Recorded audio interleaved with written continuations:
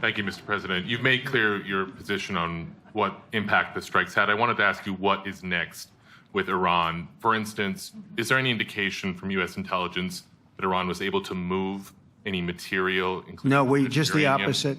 We think we hit them so hard and so fast they didn't get to move. And if you knew about that material, it's very hard and very dangerous to move. It's called, in many people, they call it dust, but it's very, very heavy. It's very, very hard to move. And they were way down. You know, they're 30 stories down. They're literally 30, 35 stories down underground. You think you got it all? Oh, yeah, we think we got it. We think it's covered with granite, concrete, and steel. Can I ask you, are you interested in restarting negotiations with Iran? And if so, have they reciprocated? So our people, Marco could answer this, but our people are not, I'm not.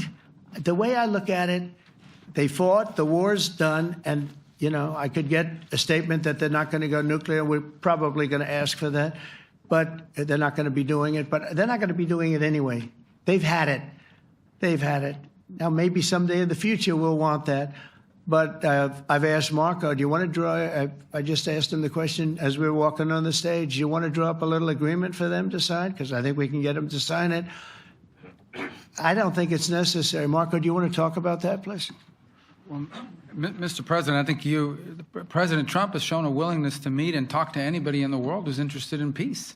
I don't know of any president that's been as willing as he has to meet with anyone and talk about peace. We'd love to have peaceful relations with any country in the world. And so obviously that'll depend on Iran's willingness not just to engage in peace, but to negotiate directly with the United States, not through some third country or fourth country process. But I know of no president, probably in our modern history, that's sought peace more than President Trump has.